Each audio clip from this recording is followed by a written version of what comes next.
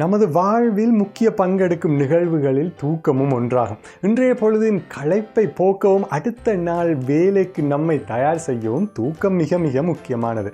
அது உங்கள் எல்லோருக்குமே நன்றாக தெரிந்திருக்கும். சிலருக்கு தூக்கமே துக்கமாக மாறக்கூடிய அளவில் விரைவான வாழ்க்கை முறையை நாம் இப்போது மேற்கொண்டு வருகிறோம்.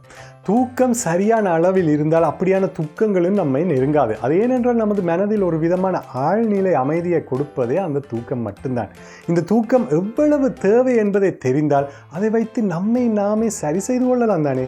எனவே தூக்கத்தை பற்றி சில சுவாரஸ்யமான விஷயங்களை நீங்களும் அறிய விரும்பினால் இன்றைய சாய்னிரோ ஷோவை கண்டிப்பாக பார்க்கத்தான் வேண்டும்.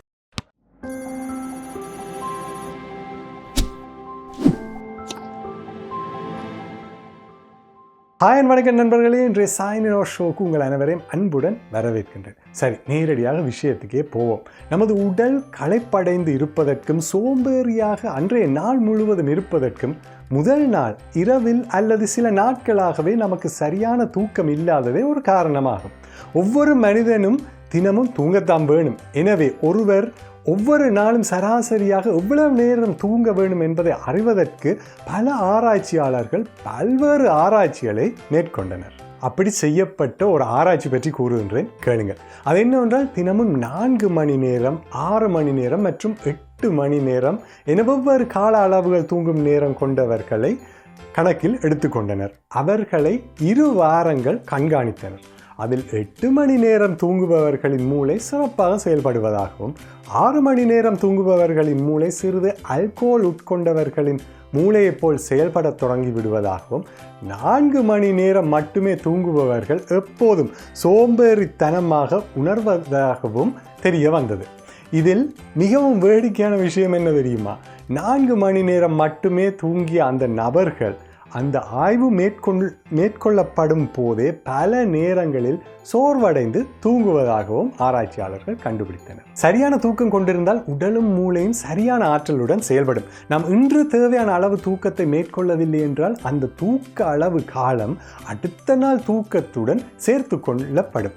இந்த கால அளவை தூக்க நேர கடன் என்று ஆராய்ச்சியாளர்கள் குறிப்பிடுகின்றனர். நாளுக்கு நாள் நாம் தூங்க வேண்டிய கால அளவு, அதாவது தூக்க நேர கடன் அதிகரித்து கொண்டே செல்லும் போது நமது மூளையின் செயல்வேகமும் குறைந்துவிடும். இதனால் மூளையின் வழக்கமான பல செயல்பாடுகளும் பாதிக்கப்பட்டுவிடும். இதில் பயங்கரமான விஷயம் என்னவென்றால் இந்த பாதிப்புகள் நிரந்தர பாதிப்புகளாகவும் அமைந்துவிட வாய்ப்புகள் உள்ளன என்பதுதான். சராசரியாக 7 to 8 மணி நேரம் வரை தூங்குவதுதான் சிறந்தது என கண்டுபிடித்துள்ளார்கள். 7 மணி நேரத்திற்கு குறைவான கால அளவில் தூக்கம் கொண்டிருந்தால் அவர்களுக்கு இதய நோய்கள் வருவது, மூளை செயல்பாட்டில் பாதிப்பு, உடல் பருமன் அதிகரித்தல், நீரிழிவுக்கான வாய்ப்புகள் அதிகரிப்பது போன்ற பிரச்சனைகள் ஏற்படும் வாய்ப்புகள் அதிகம் உள்ளன. அது மட்டுமில்லாமல் விரைவில் இறப்பதற்கான வாய்ப்புகள் கூட 12% வரை அதிகரிக்கும் என ஆய்வுகள் தெரிவிக்கின்றன. குறைய தூங்கினால் தான் பிரச்சனை என்று நினைத்து விடாதீர்கள்.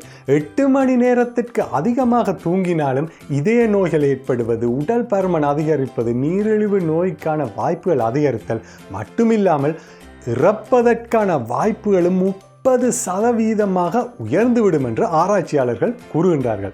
எனவே அதிக நேர தூக்கமும் ஆபத்தானது தான் நண்பர்களே. ஆனால் நாம் பார்க்கும் ஒரு சிலர் இரவில் நீண்ட நேரம் முழித்து விட்டும் காலையில் விரைவாக எழுந்து சிறப்பாக செயல்படுவார்கள். அவர்களை பார்த்தால் சிலருக்கு பொறாமை கூட வரும்.